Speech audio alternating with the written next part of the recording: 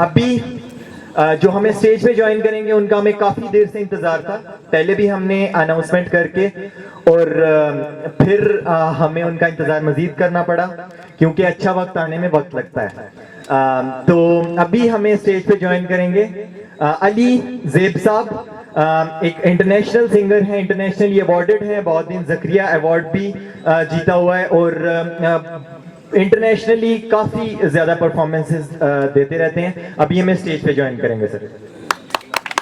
जो छुपी थी बात दिल में वो लबों पे आ गई है, मेरे दिल की धड़कने हैं तेरे प्यार का खजाना, जो किया है आज वादा यूं ही उम्र भर निभाना।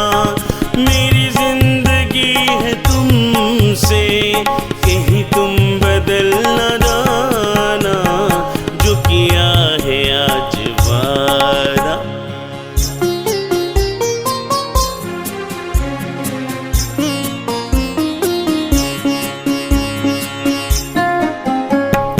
तेरे प्यार की निशानी मुझे जिंदगी से प्यारी, तेरे प्यार की निशानी मुझे जिंदगी से प्यारी, मेरे प्यार की गवाही ये मेरा नजर झुकाना, जो किया है आज वादा यूं ही उम्र भर निभाना। मेरी जिंदगी है तुमसे कहीं तुम बदल न जाना, जो किया है आज वादा।